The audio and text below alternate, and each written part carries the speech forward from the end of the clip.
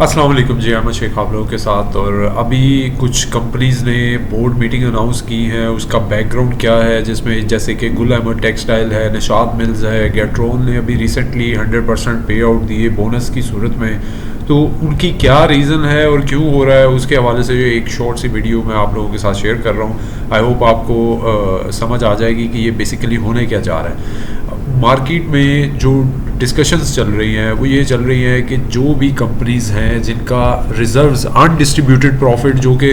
Retained earning में show हो रहा होता है, इसको आप अंडरस्टैंडिंग के लिए ये समझ लें कि कंपनीज़ के जो प्रॉफिट आ रहे हैं वो उन्होंने डिविडेंड या बोनस की सूरत में अपने शेयर होल्डर्स को ट्रांसफ़र नहीं किए।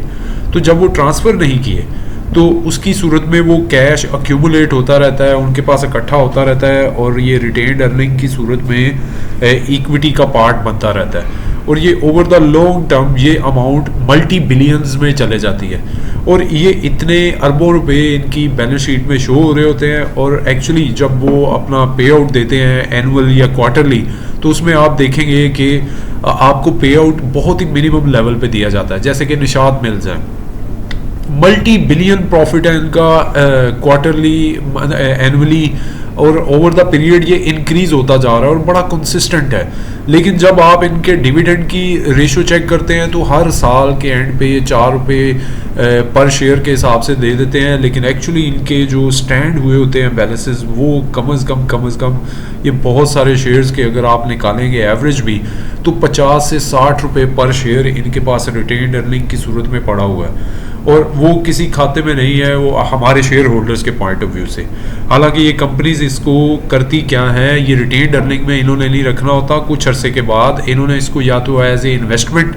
इंजेक्ट करना होता है किसी जगह पे, या फिर उसका कोई ना कोई अल्टरनेटिव सोर्स उसको एक्सप्लेन करना होता है। तो कुछ कंपनीज इसको इंजेक्ट भी करती रहती हैं, कुछ कंपनीज इसको सेविंग अकाउंट्स में, जैसे ये बहुत हाई रिटर्न मिल रहा है बैंक से, तो ये उस पर भी इंजेक्ट कर देती हैं। तो अभी क्या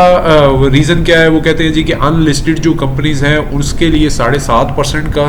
रिटेन्ड अर्निंग या अनडिस्ट्रीब्यूटेड प्रॉफिट पे टैक्स लग सकता है और 5% जो एडवांस टैक्स है वो लग सकता है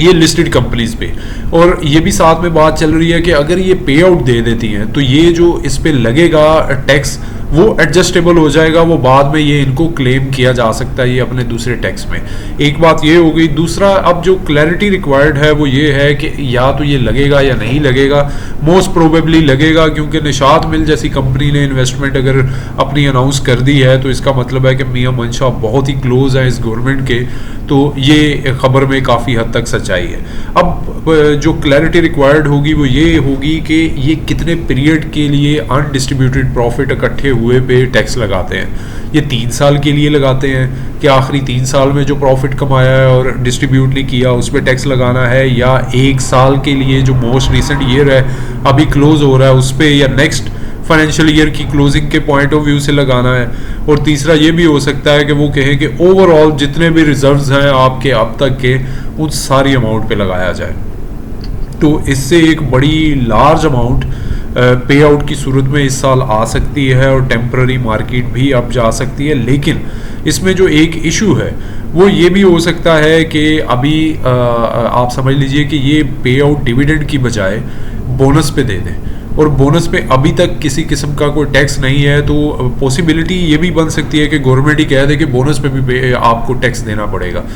लेकिन अगर वो बोनस पे नहीं आता तो सारी कंपनीज देंगी बोनस, और वो कोई 100% दे रहा होगा, कभी कोई 50%, कोई 30%। तो ये एक बड़ी मैसिव अमाउंट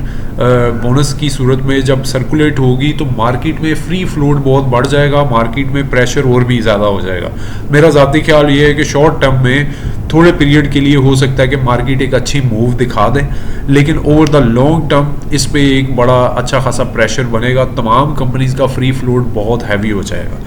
तो अभी जो कंपनीज हैं वो अभी आपसे मैं डिस्कस कर लेता हूँ। ये एक रिपोर्ट है, उसमें इन्होंने शेयर भी किया हुआ है कि तकरीबन हमारी जो है फ्री फ्लोट है कंपनीज़ का मोस्टली वो बहुत हैवी जिनका है, वो ओवरऑल तो तकरीबन 5 ट्रिलियन से 6 ट्रिलियन 5,000 अरब या 6,000 अरब जो है तकरीबन